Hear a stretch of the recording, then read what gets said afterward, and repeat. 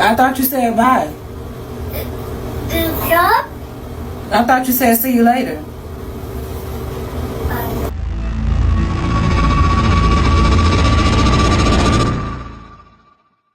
A 3-year-old girl spent her final night on Earth in agony, her liver bleeding internally, her ribs shattered. Bye-bye. Well, where you going? Bye-bye. Okay. Bye-bye. Her mother's response? She tucked her into bed and went to a work meeting. Today, that same mother has over 10,000 TikTok followers and calls herself God's Girl. This is how Asia Rosier got away with letting her daughter die. That's Asia, dancing and lip-syncing after she beat her 3-year-old daughter so badly that her liver exploded.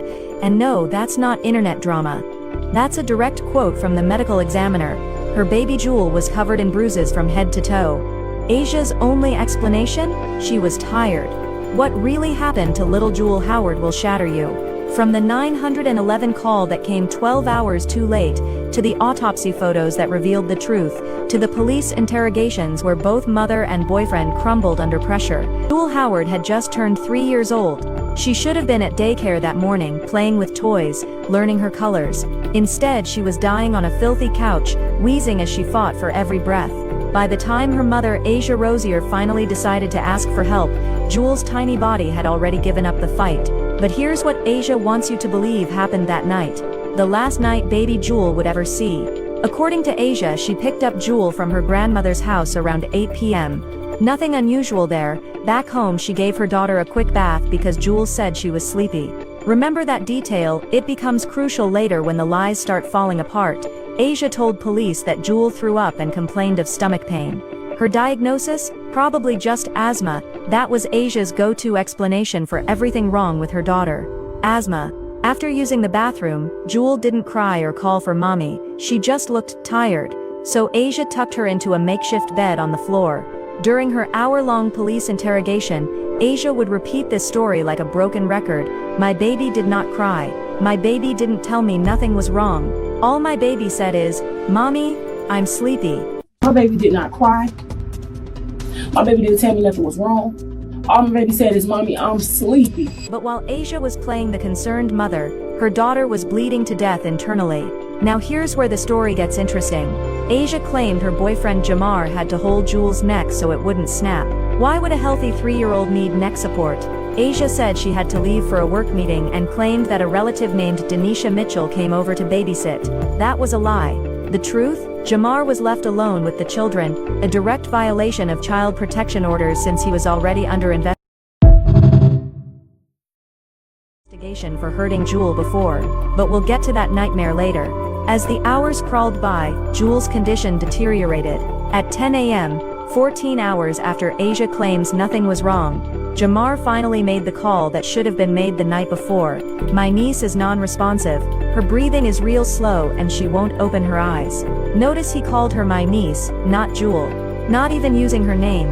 That detail will haunt you when you understand what really happened. Asia was back by then, sounding just as confused about Jewel's condition as if she hadn't been there all along. By the time paramedics burst through that door, Jewel wasn't breathing. During interrogation, Jamar described how Jewel's little body went limp against his shoulder.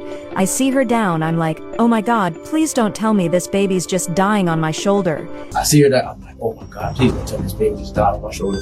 This baby, not Jewel, not her name. Think about that. He handed her lifeless body to the EMTs, and the ambulance raced toward the hospital with Asia following behind, supposedly hysterical. But according to multiple witnesses, her version of hysteria looked more like shock than the grief of a mother watching her child die. At 11:30 a.m., doctors pronounced Jewel Howard dead. The trauma team threw everything they had at saving her mirrors. CPR, oxygen, fluids, nothing worked. Then came that terrible silence when the medical staff stops fighting and you know it's over. But the doctors weren't about to let Asia and Jamar walk out with a pat on the back and condolences. They had questions. Lots of questions. You see, Jewel's liver had ruptured. Her ribs were broken so severely that you could see the deformities pushing through her tiny body. How exactly did Asia think she could explain away these injuries with asthma? Did she really believe the doctors were that stupid? The emergency room physician laid it out for Asia in terms she couldn't misunderstand. These injuries had nothing to do with anything natural, nothing. But Asia, she acted confused. She told police she had no idea what could have caused such trauma to her daughter. In fact, she said she wanted answers just as much as they did. Want a little deeper? I want a full autopsy done. This is why I really came down here. They did a preliminary. I want a full one done. I want them to look deeper into. I want a full autopsy done. This is why I really came down. Okay. They did a preliminary. Okay. Right. I want a full one done. Then she had the nerve to ask the detective for his opinion on what killed her daughter, as if she genuinely didn't know. How is that possible? She had been sick for so long. I know she's been sick, but she had some very horrible injuries to her. And listen, it was nothing natural. Asia stood there with a poker face while the detective showed her photographs of her daughter's injuries. The damage was so severe that he compared it to trauma you'd see from a car accident. And what was Asia's reaction? She looked genuinely puzzled, as if she couldn't fathom how such horrible things could happen to little Jewel. The detective wasn't buying her act. He started pressing harder, explaining exactly what those injuries meant. Jewel's liver had been hit with such force that it split open like a broken water balloon. All that blood pooling inside her tiny abdomen. Do you understand how excruciating that would have been for a 3-year-old? Do you know how painful that would have been? She had to be crying or something. But Asia just stared back, maintaining that confused expression. That's what damaged her liver, caused the bleeding inside. Okay? And once that started, all the blood's right here. It's all bleeding inside her right there.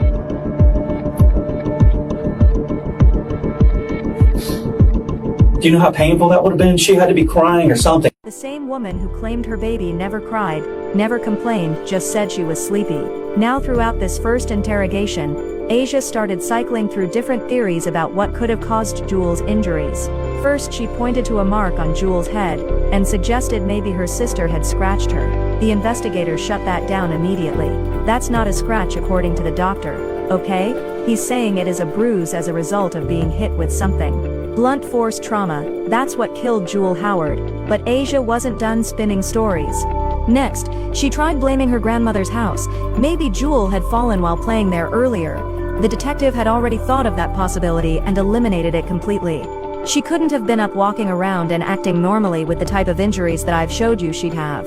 It wouldn't be possible. The investigators knew exactly when those injuries occurred. Jewel didn't collapse at Grandma Tiffany's house. She was fine when Asia picked her up. She was bathed and put to bed at Asia's house. She spent the night there while her internal organs failed, and when Asia woke up the next morning and saw her daughter couldn't hold her head up or walk, she still didn't call for help. Instead, she called the daycare to say Jewel would be running late. Think about that for a second. Your child can barely move, can't lift her head, and you call to say she'll be late to daycare. Not that she's sick, not that she needs medical attention, just late. The detective called out the absurdity of Asia's morning routine. Everything you did the next morning makes no sense. Asia scrambled for another explanation. She said she thought Jewel just needed fresh air. She claimed she didn't understand how serious the situation was, and that she'd driven Jewel around during asthma attacks before, and it always helped her breathe better. But even Asia should have known that asthma attacks don't make children go limp and unresponsive. When I got back, I told her she was lethargic. She was weak. She was weak. There's no way I was going to let her go to school like that. When I got back, like I told her, she was lethargic. She was weak. She was weak. There's no way I was going to let her go to school like that. So Asia knew Jewel was weak and lethargic, but somehow still thought a car ride would fix everything. Jamar was already under investigation for hurting Jewel, and Asia knew this. The police already had this information.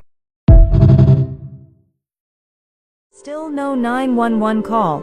Even then, they didn't rush to the emergency room. Asia insisted she wanted to drive Jewel to the hospital herself instead of calling an ambulance. According to Jamar, it was a random stranger walking by who heard the commotion inside the house and offered to call 911. That's when emergency services were finally contacted, nearly 14 hours after Jewel first showed signs of serious distress. By this point in the investigation, police had already dug into Jamar's background. They knew about his history of violence. They knew about the restraining orders. They understood exactly why DCF had forbidden him from being alone with children. Asia's own aunt, Diane Jenkins, had witnessed Jamar's violence firsthand. One day she arrived at Asia's house and was still sitting in her truck when she saw Jamar hit Asia on the side of the head so hard that Asia collapsed to the ground like she'd been shot. When Diane confronted Asia about her relationship with this violent man, Asia told her it was none of her business. Why would a mother protect someone who assaulted her in front of her children? Why would she choose this man over the safety of her daughters? The theory taking shape at the police station was becoming crystal clear. Asia was protecting Jamar at all costs, even after he had beaten her 3-year-old daughter to death in a fit of rage. Later in the interrogation, Asia finally admitted she had lied about Denisha watching the children. She said she just didn't want to get in trouble with DCF for violating the protective order. But this wasn't Asia's first encounter with Child Protective Services. DCF had previously investigated Asia when Jewel showed up with a cut on her lip. Asia told doctors that Jewel had bitten herself in anger. What 3-year-old bites their own lip hard enough to require medical attention? I think you're protecting Jamar, is what I think. I know it's... Hell no. Why would I protect him over my child? Hell no. I don't know. Shit. That's why I asked you. That's why I asked you if he was afraid of him. No, I'm not afraid of him. When a nurse asked Jewel directly who gave her the injury, Jewel first said she did it to herself. But later she said Jamar did it because he was mad at her for leaving the house.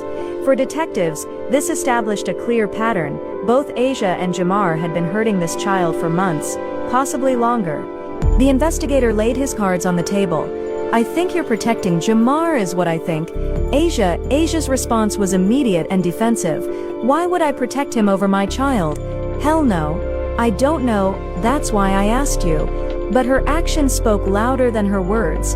While Asia sat in that interrogation room claiming ignorance, investigators were busy talking to everyone else in Jewel's life, and what they discovered painted a picture of a little girl who was terrified to go home. Jewel's biological father was devastated when police contacted him with the news of his daughter's death.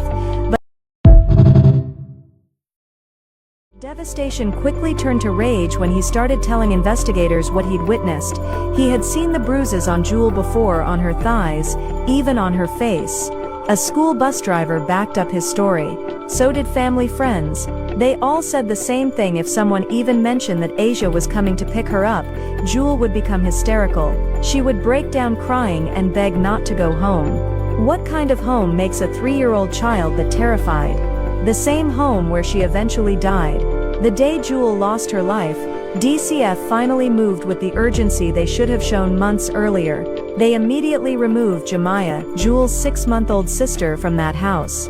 Yes, there was another child in that home, the baby sister that Asia would later try to blame for Jewel's death.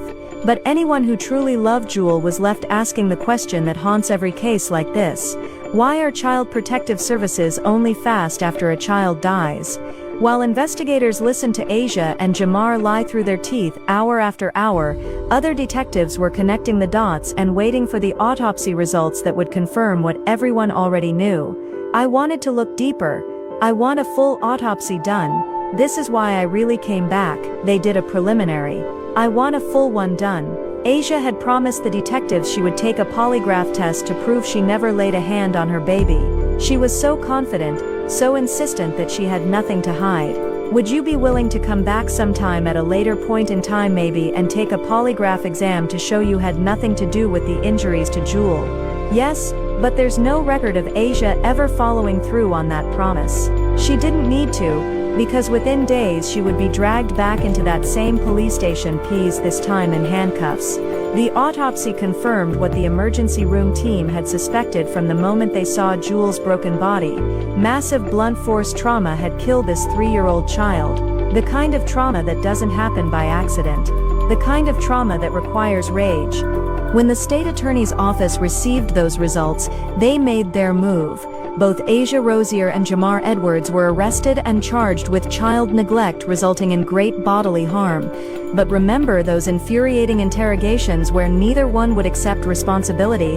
That decision to lie and point fingers at everyone except themselves came back to destroy their cases. The prosecution couldn't prove which one of them had delivered the fatal blow that ruptured Jewel's liver and shattered her ribs, so they prosecuted what they could prove beyond any doubt, that both Asia and Jamar knew Jewel was dying and waited 14 hours before calling for help. 14 hours of watching a 3-year-old child suffer, fade away and die while they did nothing to save her. Do you understand why you're here on the neglect charge? No, because no one got her medical attention.